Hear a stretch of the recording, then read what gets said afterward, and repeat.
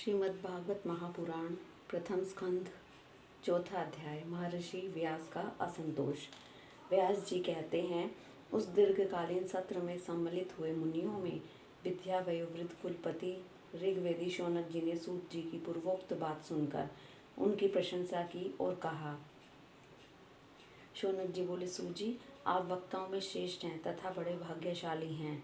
जो कथा भगवान श्री सुखदेव जी ने कही थी, वही भगवान की पुण्यमयी कथा कृपा करके आप हमें सुनाइए। वह कथा किस युग में, किस स्थान पर और किस कारण से हुई थी? मुनिवर श्री कृष्ण द्वैपायन ने किसकी प्रेरणा से इस परम हंसों की संहिता का निर्माण किया था? उनके पुत्र सुखदेव जी बड़े योगी, समदर्शी, भेदभाव रहित, संसार निद्रा से जगे एवं निरंतर एकमात्र परमात्मा में स्थित रहते हैं। वे छिपे रहने के कारण मूढ़ से प्रतीत होते हैं। व्यास जी जब संन्यास के लिए वन की ओर जाते हुए अपने पुत्र का पीछा कर रहे थे, उस समय जल में स्नान करने वाली स्त्रियों ने नंगे सुखदेव को देखकर तो वस्त्र धारण नहीं किया, परंतु वस्त्र पहने हुए व्यास जी को देखकर लज्जा से कपड़े पहन लिए थे।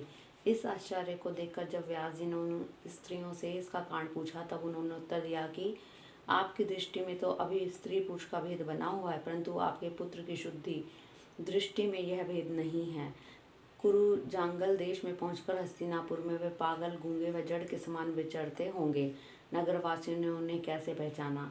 पांडव नंदन राजर्षि परीक्षित का इन मुनि सुखदेव जी के साथ संवाद कैसे हुआ, जिसमें यह भागवत संहिता कही गई? महाभाग श्री सुखदेव जी तो गृहस्थों के घरों की तीर्थ स्वरूप बना देने के लिए ही उतनी ही देर उनके दरवाजे पर रहते हैं जितनी देर में एक गाय दूह ही जाती है। सूत जी, हमने सुना है कि अभिमन्यु नंदन परीक्षित भगवान के बड़े प्रेमी भक्त थे। उनके अत्यंत आश्चर्यमय जन्म और कर्मों का वर्णन कीजिए। वे तो पांडव वंश के गौरव बढ़ाने वाले सम्राट थे। वे भला किस कारण से साम्राज्य लक्ष्मी का परित्याग करके गंगा तट पर मृत्यु पर्यंत अनशन का व्रत लेकर बैठे थे? शत्रुघ्न अपने भले के लिए बहुत सा धन लाकर उनके चरण रखने की चौकी को नमस्कार करते थे।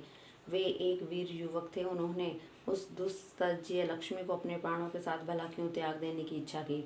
जिन लोगों का जीवन भगवान के आश्रित है, वे तो संसार के परम कल्याण, अभ्युदय और समृद्धि के लिए ही जीवन धारण करते हैं। उनमें उनका अपना कोई स्वार्थ नहीं होता।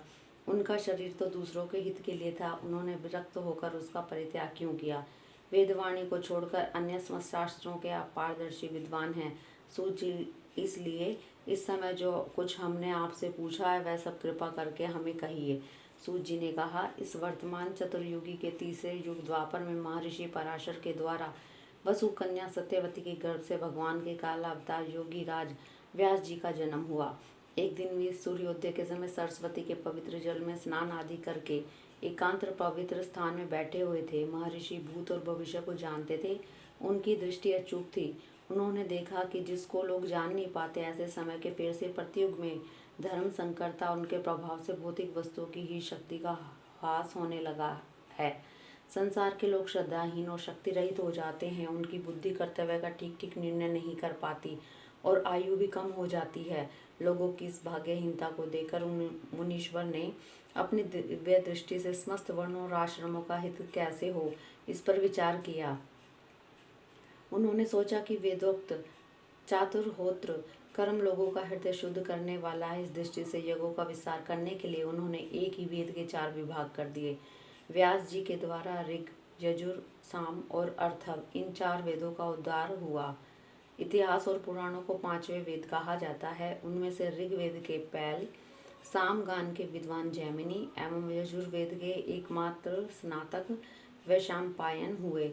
अर्थवेद में प्रवीण हुए द्रोणनंदन सुमंतु मुनि। इतिहास और पुराणों के स्नातक मेरे पिता रोमहर्षण थे।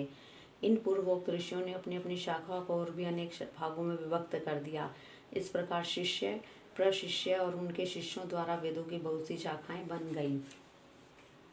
कम समझने वाले पुरुषों पर कृपा करके भगवान वेद व्यास ने इसलिए ऐसा विभाग कर दिया कि जिन लोगों को स्मरण शक्ति नहीं है या कम है, वे भी वेदों को धारण कर सकें।